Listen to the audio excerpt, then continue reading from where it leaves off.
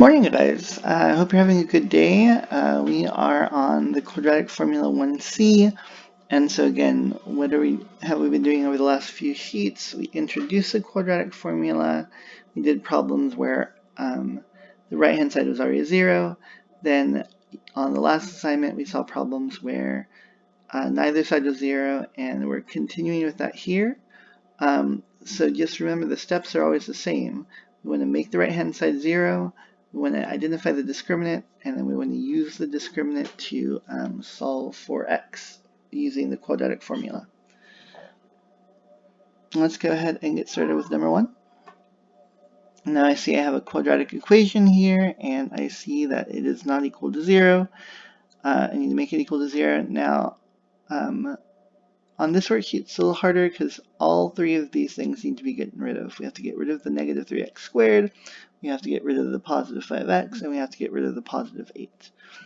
We know how to do that, so it shouldn't be a big deal. Let's just get into it. I'm going to add 3x squared to get rid of the negative 3x squared.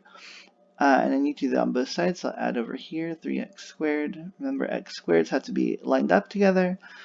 To get rid of the 5x, I use negative 5x, and I need to do that on both sides. So I'm going to put that under the 36x, because x's have to be lined up together. And then to get rid of positive 8, I use negative 8.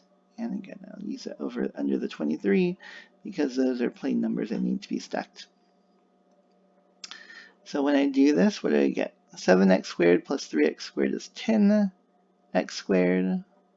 36x minus 5x is 31x. And then 23 minus 8 is 15. And this is all equal to 0. And again, why was I doing this? Well, I can't use the quadratic formula unless my quadratic equation is equal to 0. The same thing we saw with factoring, where you can't use the zero product property if the equation is not equal to 0. Anyway, it is equal to 0 now, so let's go ahead and find the discriminant. A is 10 here, B is 31, C is 15. So in my formula, the discriminant is b squared. Let me write this over here for you. B squared minus 4ac. That's the discriminant. And again, you are supposed to have that memorized by now, but I'll just write it for you there. 31 squared, because b is 31, minus 4 times a, which is 10, times c, which is 15. Now again, you're just going to use your calculator for this. It's not important to me that you can do this in your head. This gives me 961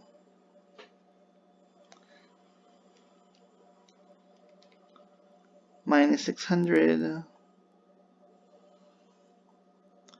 which is going to be 361.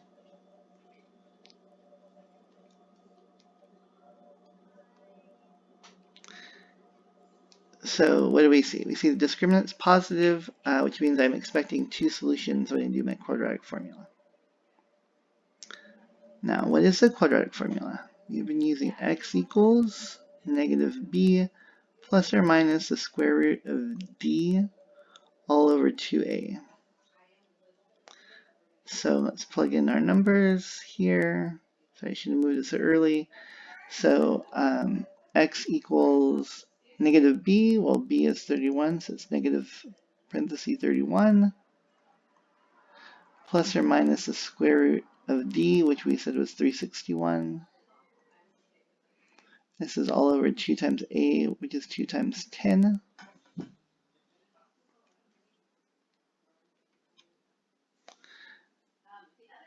Alright, and let's simplify all 3 of these things. So the negative parenthesis 31, well, that becomes negative 31. Plus or minus, the square root of 361 is 19. And finally, 2 times 10 is 20 on the bottom. So now I'm ready. This is where I'm going to split it, right? Because of that plus or minus. So I'm going to do, let's do the plus one over here. So x equals negative 31 plus sorry, not plus or minus, just plus 19 over 20. Negative 31 plus 19 is going to be negative 12 over 20. And that reduces to negative 3 over 5. Now for the second one, we're going to have x equals negative 31 minus 19 over 20. That ends up being negative 40 over 20, which is just negative 2. So those are my two solutions, right? We knew there were going to be two because the discriminant was positive, and so we found them. Remember, we're solve for x. Remember, you're not done solving until you said what x equals, but we definitely did that here. All right, thank you guys.